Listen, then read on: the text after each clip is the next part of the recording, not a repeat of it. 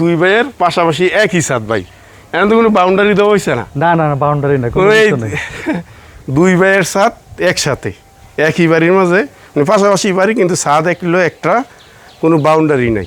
ভাইয়ের মাঝে মিল আছে মাশাআল্লাহ। এটা মিল থাকাটা খুব দরকার, জরুরি, কিন্তু মিলটা বেশি থাকে না, ঝগড়া বিবাদী বেশি হয়।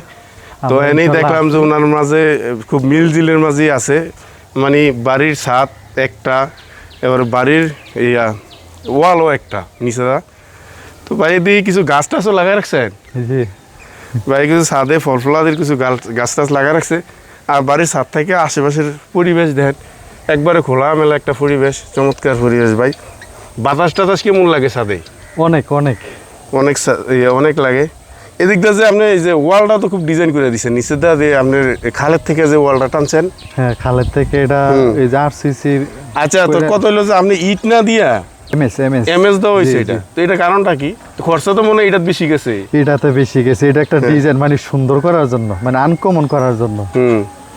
আনকমন করার জন্য সুন্দরের লাগে, কিন্তু ভাই এই ইয়াটা আনছে অনেকে ইট দিলে তো খরচা কম গেল, অনেক কম গেল। উনি এমএস দিছে এটা, যাতে বাড়িটা আরো সুন্দর লাগে, ফুটটা উঠে, এই কারণে উনি এমএসটা এখানে দেওয়া। তো রাতের বেলা যখন লাইটটা জ্বলে না, তখন এত সুন্দর লাগে, তখন আরো সুন্দর লাগে, সৌন্দর্য বৃদ্ধি পায়।